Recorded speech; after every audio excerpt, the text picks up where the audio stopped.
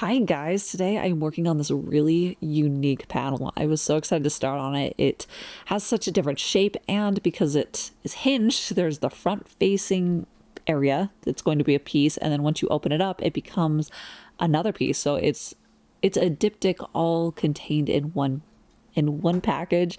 It combines so many things that I love to work on. I love working on multiple pieces that connect to become one, like a little collection. And I love working on interestingly shaped panels. I find that gets me really out of a rut of thinking about things in the exact same way every time.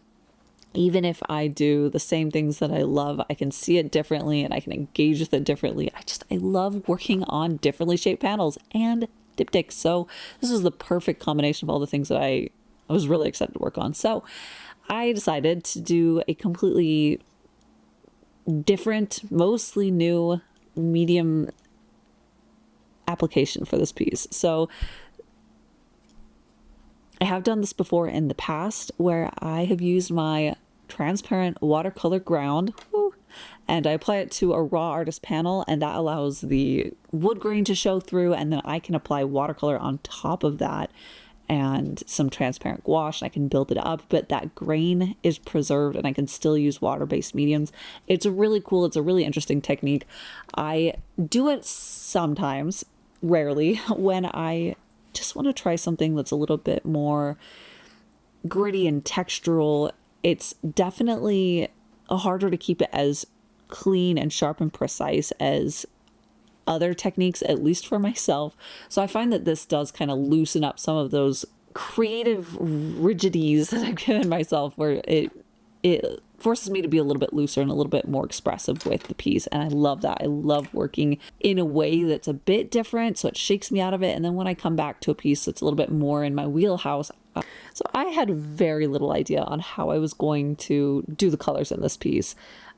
I had like an image of the basic color and basically where the values were going to end up, but I was just going with this like exploratory mindset with this one. I find that I do this often when I'm working in mediums that I am not very comfortable with, which is a really bad idea. That's the time that I should really be nailing down where the colors are and how I'm going to use them and how I'm going to build up the technique, but I did not do that. So I knew that the background was going to be pink from probably like an hour before I started painting it. So I went in with my watercolor. That was the first step. And I have been finding this more and more with when I'm trying to get like a lush textural watercolor wash, is that it looks really pretty up close and like painting distance. So you can see the granulation and the texture in the watercolors and those variations. But then when I step back from it to a more normal viewing pace from away from the piece, it loses that magic. It becomes splotchy, and like the texture is too small and close together, so it almost looks too messy rather than textural. I don't know what it is. There's just like a quality that when I'm looking at it close, it looks great. When I'm looking at it farther away, it gets muddy and muddled and not so great. So I'm trying to do more of the stepping away from the piece and seeing where it's at and being able to adjust to it. But I'm also trying to remember that certain approaches that I've been taking to creating that texture just isn't having the effect that I personally want for it. So anyways, all of that to say, I painted the background, thought it was looking really great, set it up, stepped away, realized that it was going to be a great base layer, but I wanted to build it up, add to it. It just did not have the impact that I wanted. So I pulled out my acrylic gouache. I knew that I was going to use those in this piece too, so that was already in the works, but I actually played around a little bit with the colors that I was going to layer, and this is where I like this piece really started to come alive. I was so excited with how some of these colors layered together. It was so pretty. So I have this like quinacridone coral rose. I can't remember which one I used for the base watercolor wash, but that's just like this really vibrant reddy pink color. And then on top of it with my gouache, I went in with this semi-transparent, semi-opaque pearly pink kind of color. I think it was a little bit more like lilac-y pink. I don't know. It's just such a pretty color. I should find out what exactly it was. So I watered that down a decent amount, so it did have a bit of transparency. And then I washed it over the background. I added a little bit of areas with contrast with a much more saturated, I think it's called luminous red. It's luminous red. I mixed a little bit of that into that base lilac color and added that to like the edges and any areas that I wanted a little variation. And that was the magic. I loved how all of these colors kind of layered together and created this luminosity to it. It had that similar effect of glazing with watercolors where you can see the light just shining through the layers and creating this really dynamic, almost glow from it.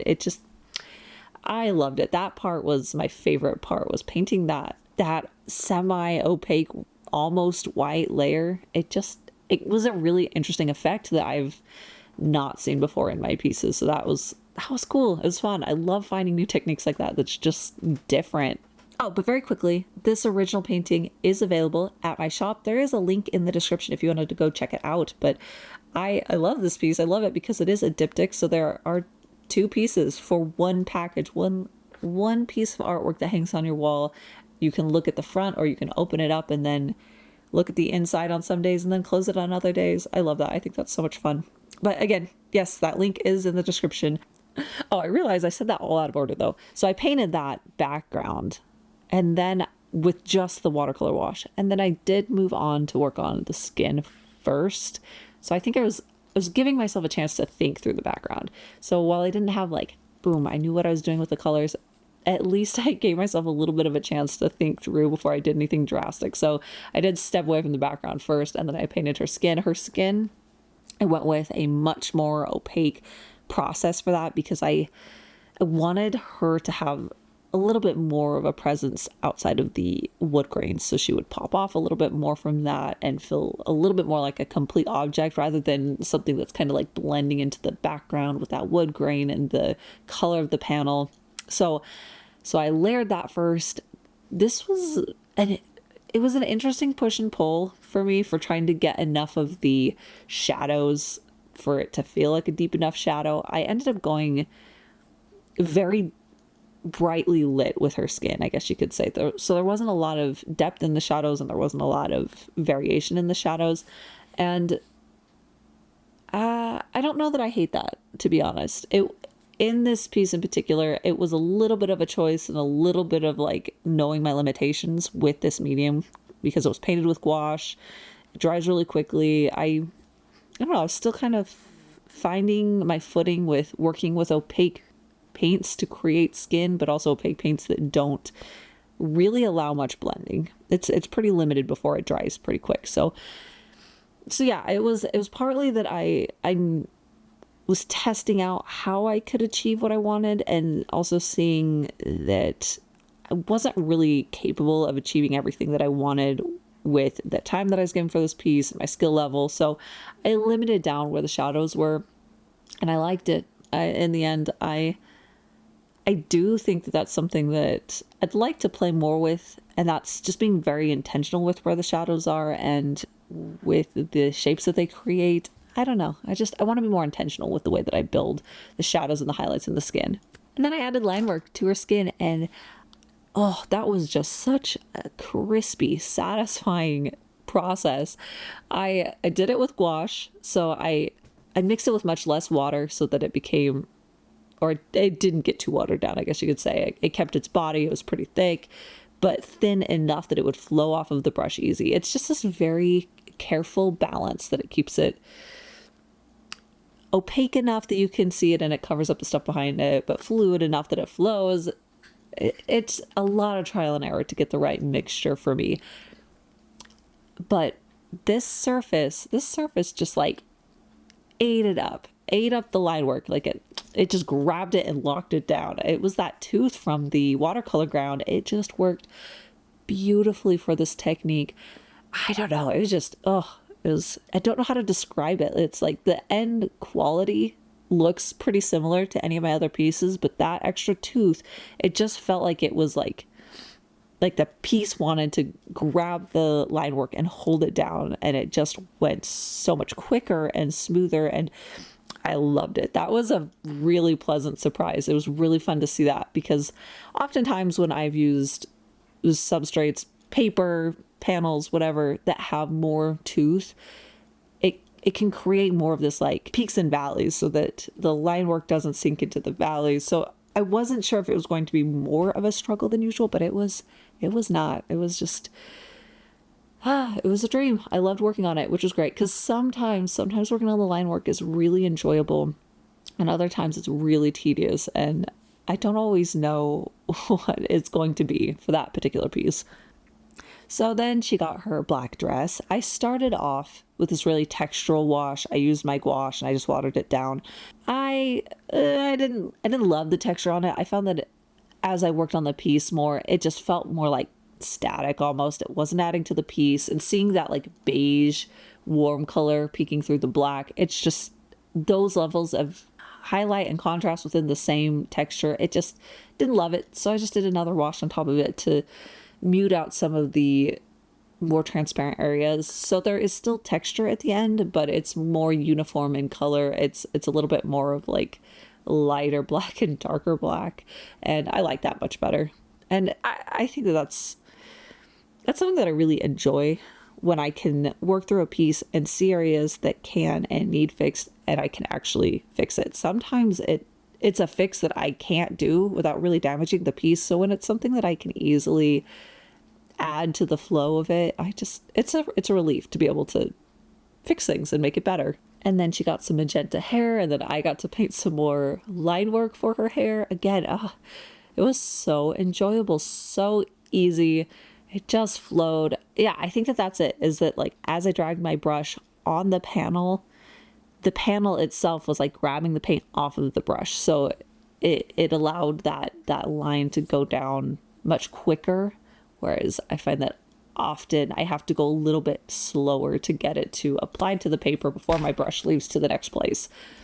So yeah, I did that. I got her hair done. I've been kind of fighting with hair highlights lately. I think maybe it's that I'm trying to go too bright, too much contrast between the main body color and the highlight. I don't know. I just have not been satisfied with any hair highlights that I put in my pieces lately.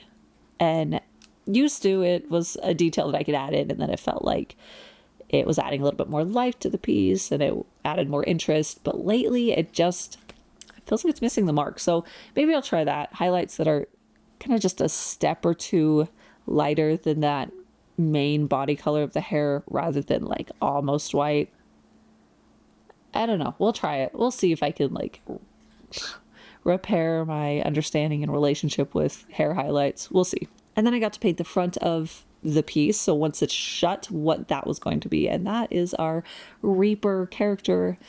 I was so excited about the combination of these two, so that the skull on the front lines up perfectly with the face behind it. So when it's shut, you see the Grim Reaper, and then as a viewer, when you open it up, there is our winged figure on the inside. And yeah, I have my idea of what I think it means. It can mean whatever any viewer sees out of it. I think I love being able to create pieces like that do have meaning for me, and they have symbols there.